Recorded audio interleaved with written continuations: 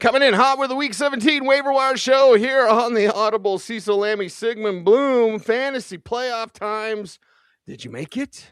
Are you here? Let's talk. You got a team, here's a word to the wise. You want to dominate your league? Go to Footballguys. Football, I'm living in a fantasy. Football, got everybody mad at me. Football, cause every game I had to win. Football, I gotta be a champion. Football, I'm living in a fantasy. Upgrades, downgrades, waiver wire report. It's available at footballguys.com. And we got to start with the quarterback position. And if you made it, Bloom, you might have some interesting quarterbacks. And we'll talk about it in the preview show. We're going to do a Wednesday preview of the Christmas Day games and the Saturday games. And then we're going to do a live show, another live show on Friday to preview the rest of the games. But there's some interesting quarterback situations because we don't know who's going to start in certain cities. And that leads to some quarterbacks that might be out there on your waiver wire in 2 quarterback leagues. Yeah, and I think that even in 1 quarterback leagues, we can look over the quarterback ranks this week, and depending on what you're looking at, I think if you're asking yourself, now Tyler Shuck should have been picked up, but he might be an option. Kirk Cousins might not have been picked up. Kirk Cousins against the Rams with Drake London now maybe a little healthier for week 17, maybe playing a little spoiler. Kirk Cousins, a very interesting option. And then in 2 quarterback superflex leagues, Cam Ward becomes a much better option. Cam Ward maybe even as a desperation 1 quarterback league play because we know he's playing for a lot. We're waiting to see some situations like Washington against that poor Dallas defense, which Green Bay quarterback is going to start, which Baltimore quarterback is going to start, as you said, Cease. However, I think the biggest question from the waiver wire this week is picking up Kirk Cousins, putting him in the lineup for week 17. Not as crazy as it might have seemed a month ago. Yeah, not as crazy. And then are you even navigating those backup situations in terms of like, hey, Tyler Huntley maybe, I don't know. In 2 quarterback superflex leagues, and this is another argument for maybe changing your league over, considering starting a new league, I think enough starting quarterbacks are hurt, Cease, that you might not have a choice. You might be going to the waiver wire and saying, well, I'm not sure which waiver wire, do I pick up Max Brosmer or do I pick up Josh Johnson? There's levels here of the matchup. There's levels here of the likelihood to start, watching the injury reports. So I do think, because when we get to the preview or even the preview for the Christmas games, there's a lot of offenses this week. We're going to say, you're probably not playing anybody, except in 2 quarterback superflex leagues, you might play the quarterback. except you're desperate because it's fantasy championship time and you've got to win. So you make it happen. Let's move to the running backs segment. And I love your percentages because it is swing your sword time when Chris Rodriguez and Tyjae Spears are 50 to 100%. Yeah. Spend it all. You can't take it with you. Exactly. You got to win it all. Let's start with those 2. There's a couple others we can talk about. Let's start with those 2 specifically. Yeah, and Chris Rodriguez as the lead back. Washington is a running team. We saw against Philadelphia, they're going to keep running no matter what the score is. So Chris Rodriguez as a flex play is looking pretty good. And we'll see if Quinnen Williams is back from his concussion. That could make Rodriguez an even better play. Tyjae Spears, this is fine. We finally saw the player 3 years ago when he was drafted out of Tulane, that a dual threat, over 100 yards, over 50 yards as a runner and as a receiver, and a touchdown. Tennessee, we see it, and it's a matchup against New Orleans. Both teams, where there are some teams that are just packing it up, these teams are excited to play football. They have a young quarterback. They have, at least in New Orleans, a coach that they're rallying around. In Tennessee, a quarterback that they're rallying around. So both Rodriguez and Spears could be on your waiver wire and help get you over the top in the championship. Yeah, so be ready. Just be ready. And if you have to go further down on your waiver wire report, Jawar Jordan, right? Yeah. We'll talk about him. Raheem Sanders, we'll talk about him with the Browns. So, looks like things are a little slim after those 2. Yeah, and with Raheem Sanders, with Quinshon Judkins out for the year, Sanders, remember, got the ball down to the 1, and they gave Harold Fannin the full back dive for the touchdown. But if the Ravens lose on Saturday and the Steelers have nothing to play for, have clinched the division. Now Raheem Sanders, Rocket Sanders, becomes a more interesting flex play. Likewise with Jawar Jordan on Saturday. If Woody Marks can't play, look, even if Woody Marks can play, we've seen him visit the medical tent so many times, but we did see decisively that Jawar Jordan, remember, he came into the league as more of a third down back, and he caught 5 passes in that game. And if the Chargers can jump out ahead of the Texans, we may see Jordan used more as a receiver out of the backfield. So yeah, that wheel of fortune continues to turn. In short bench leagues, I'll mention maybe even Ramondre Stevenson is out there. Travion Henderson probably not clearing concussion protocol. So there are definitely some options, as injuries and the changing fortunes of teams could change the fortune of your fantasy team. Yeah, you're watching to change your fortune. You're watching to get your team over the top. And as we go through the upgrades, downgrades, and waiver wire report, it's available at footballguys.com. It's written by Sigmund Bloom. And at the wide receiver position, there's a trio here at the top, including Mac Hollins, Quentin Johnston, and Parker Washington. Now, of that trio, who you putting your chips on and who can continue? For example, with Washington, I would say, okay, is he the least likely of these three to kind of repeat what he did this last week? Yeah, maybe, but there's 3 wide receivers to help. This is kind of rare at this time of year to get those 3 and that sort of talent that could be available for you. I'd go from the least attractive to the most attractive. Least attractive is Quentin Johnston, just because will the Chargers even expose Justin Herbert with deep throws, calling deep throws against the Texans pass rush with their backup tackles in? But we saw Quentin Johnston. He's really evolved into one-handed touchdown catch in the corner of the end zone. And he can make those plays for the Chargers. He could hit as a week 17 what the heck flex. And then I would go to one Mac Hollins. Kayshon Boutte left with 3 minutes left in the week 16 game with a head injury. I haven't seen yet whether he has entered concussion protocol, but we saw Mac Hollins post a 100-yard game when Boutte was out previously. Mac Hollins had 7 catches for 69 yards, I think, in that game win over the Ravens, and Mac Hollins is a good player. Then we get to Parker Washington. First, Cecil, I got to ask you, since you covered the Broncos, did Parker Washington have an invisibility cloak for that game? They said we're not going to let Jacoby Myers beat us. And Brian Thomas Jr. doesn't do what he did a year ago, and that's why Parker Washington. I mean, it was a terrible game from Jaquan McMillan. Terrible. I mean, they just lost track of him. It was like I was watching the Steelers. Well, what they did is they overcommitted to Jacoby.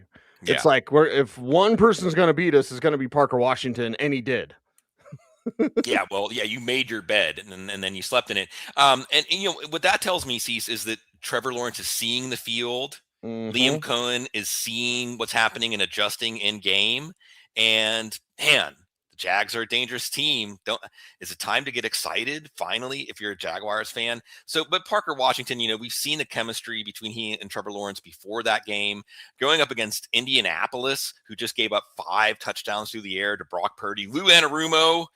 Yeah, you failed that test. Parker Washington, that's the guy you pick up and you put right into your lineup. Yeah, pick him up, put him in, and see what you can do this week. Now, that's it for wide receivers. Yeah, I mean, that's what, in some ways, see, we do this every year, right? When we get to the week 17 waiver wire, by the way, our last waiver wire show of the year, we've had our last couch of the season. Thank you, everybody. We'll be back in March. Of course, Cecil and I are going to be doing playoff previews, but that last waiver wire show represents urgency. It's now or never, and that's why you have 50 to 100% for just about anybody worth picking up. And I think that this is a week. Last week, there were a lot of hard decisions. This week, chances are the players that helped you in week 16 are the players you're starting in week 17. But there are a few exceptions, especially at tight end. Yes, as we transition to that, we've got quarterback, running back, wide receiver done. It is the Audible. It's 20 years of the Audible, and our waiver wire show concludes today.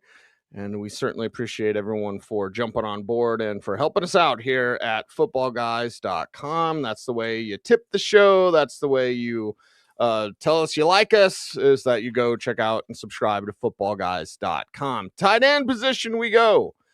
upgrades, downgrades, waiver wire report, and wow, Terrence Ferguson, so much fun. The Rams are just fun. And that Seattle game, so crazy, so fun. So 50 to 100% for Terrence Ferguson, 50 to 100% for Taysom Hill. Let's start with those two, Bloom. It would not be an NFL season if we didn't have one game where Taysom Hill throws a touchdown. He caught 4 passes. He had chances to score as a runner. The triple threat. You might even consider flexing him. Now, was this just a show for the Saints fans in the last home game? Cam Jordan, by the way, with 2 sacks. There aren't many players left anymore, Cease, that are lifers, that are very involved in the community, that wouldn't leave even if they could get more money. That was Cam Jordan. If that was his last game in the Superdome with, it's really good that teams have these Ring of Honor or like the Team Hall of Fame, because the service that he has given to New Orleans and to the city, to the team. Taysom Hill, it's an uncertainty whether Kellen Moore will use him to that extent again, but there's 2 receivers, basically, Juwan Johnson and Chris Olave. So Taysom Hill plays a role in the passing game. Taysom Hill, again, was the starting running back, basically, and he fumbled early on in the game, and they still kept going to him against Tennessee. Then you have Terrence Ferguson and Sean McVay pulling that switcheroo. But we have to remember, as these rookies get more experience, now that he ain't a rookie now Terrence Ferguson is ready. Now Tyler Higbee is probably going to be back for this game, but that could affect Colby Parkinson more than Ferguson, because Parkinson was the blocking tight end last week more than Ferguson, who was the receiving tight end, and he actually had 2 touchdowns in that game. And the second touchdown, actually the first one, but would have been the second in the box score, was a bogus penalty where a defensive lineman pulled an offensive lineman into the end zone, and they called a legal man downfield. So Terrence Ferguson is a strong play of a more conventional tight end on the waiver wire, especially if you were playing someone like Travis Kelce. You are going to go to the waiver wire for your tight end, and Ferguson will be there. Hunter Henry, Chigo Konkwu, and Elijah Higgins? Okay. Well, I mean, for the truly deep leagues, I'm in a 2 tight end league. Maybe you are too. I'm not in the championship round, unfortunately. There are other options. Chigo Konkwu, 8 targets last week, 6 catches, a touchdown, was involved early. And again, this offense is starting to feel themselves. Saints defense is underrated, but Okonkwo, we know he's got talent. Hunter Henry, again, if Kayshon Boutte's out, it narrows that target tree a little bit more. Jets' pass defense is just atrocious. So we've seen some big games from Hunter Henry this year already. And Elijah Higgins, we talked a lot about the Josh Allen bad beat. Cease, we didn't talk as much about Trey McBride. Of course, in week 16, the Falcons say we're not going to let Trey McBride beat us. And that means a lot of people that had Trey McBride did not make it through to the next round of the fantasy playoffs. Elijah Higgins got, I think, 8 catches last week. So if we see this week that the Bengals, well, there's a couple of ways this could work out. The Bengals may say, we're not going to let Trey McBride beat us. But even if the Bengals say that, Trey McBride could beat them and Elijah Higgins could beat them. We've seen, and remember, in one game, the Bengals gave up 4 receiving touchdowns to Steelers tight ends. We've seen as recently as about a month ago, Dawson Knox and Dalton Kincaid were both tight end 1 plays against Cincinnati. So yes. And then the other thing, Cease, I'm going to say about this, this is not just about your lineup. Look, if you're listening to my voice, if you're watching the show right now and you're in a week 17 game, look at your opponent's lineup. The most important pickup you might make this week is picking up Terrence Ferguson to stop them from having him, or maybe even picking up a Hunter Henry or a Chigo Konkwo, just to deny them another option to make their choice harder. This is the ultimate rock blocking week, Cease. And it is time to say goodbye to the fantasy football season and maybe to a few players to open up spots for your rock blocking. Yes, and was it last week I got the couches and you took Mhm. over and you're like, I didn't even move the microphone. See, you I'm didn't move the unprofessional. microphone. Yeah. That's why you're the professional, and I'm just the guy. I'm in the CIA black site, broadcasting As live. Jason says, yeah. Yeah, I've edited on the couch, so I know overmodulated mics. So yes, I that get excited. happens. I'm You're excited. I'm excitable excitable. guy. Excitable guy. It doesn't matter if you're broadcasting from the void. I Mhm. love all of our chat room. I love all y'all out there, and love that we get to do this. Um, I'm thinking about today. I was like, if I could throw in the music with this, because full disclosure, because of time, Yeah. like we have to get the show in a very very limited amount of time, and Sig does a great job of keeping us on schedule.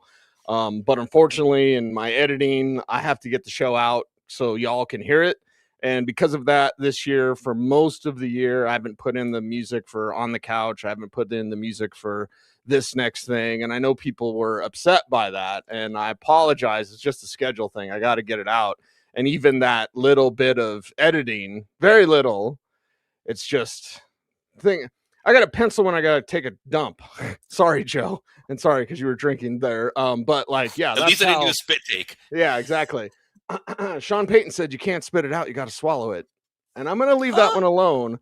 That's on Sorry Joe Plus. So get ready for that. But I might try to find some time to get the in there with our music because it's better with the music. Look at what Mark says here. All I want for Christmas is my subscription to Sorry Joe Plus.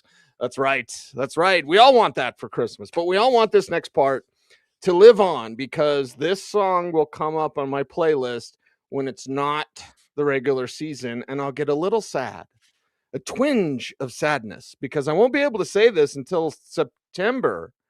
But I like saying this. You like saying this. We all like saying it. When you scream it to the heavens, it is time to cue the Chuck D. Sigmund, week 17, shut them downs. Yeah, and this is tricky. I mean, there may be some sabotage drops here, but I think that you may drop a backup quarterback that you're not considering. You may even drop Lamar Jackson. You may shut him down just to confuse your opponent and give them an opportunity. There are some players, again, because of quarterback situations that we aren't considering, like perhaps the Green Bay wide receivers. I think Marvin Harrison Jr., even though he's facing Cincinnati, might be a shut him down at this point. We can talk about some players that went down with injury, but I think that what's more interesting here is, again, using the shut him down for strategy. But in week 17, as our longtime friend, our gente Diego said in the chat room, week 17 is about holding on, maybe even adding a player to hold on to as your honorary captain. Chris, I can't say his name. See, I'm the one who don't know how to say names, Cease. He has 2 rings. Who are you going to hold on to get a ring with hopefully your championship team? I do low key love like secret rings. Yeah. Like Jim McMahon has a ring with the Packers. Hmm. I I just dig on that sort of stuff. Yeah. Anyway, who are you holding on to in week 17? Yeah, and again, I love the idea of a player that you have a sentimental attachment to. Alvin Kamara came up in the chat room. That's a great Mhm. one. Yes. I do think from a strategy standpoint, there are players we have to hold on to, like Travion Henderson, just to see Jordan Love, to see if they clear concussion protocol. However, I think that absolutely play this game emotionally, play it sentimentally. If you're part of our people listening to the show right now, consider using a roster spot to pick up whoever it is that you want to be part of your celebration. If your team is lucky enough to have the champagne and the moment in the confetti.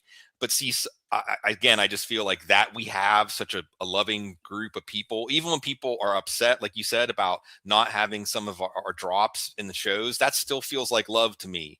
And I know that means that we're an important part of people's lives, and they're an important part of our lives. So every day we get to do this show. Even StreamYard does it. The confetti comes down at the end of the show. We're champions, but you are the ones that make us champions. Yes, yes. And we love you so very much. He is Sigmund Bloom. I am Cecil Lammey. 20 years of the Audible. And we love y'all. Thank you. Everyone have a Merry Christmas and a Happy Holidays. I also throw in this caveat every single time.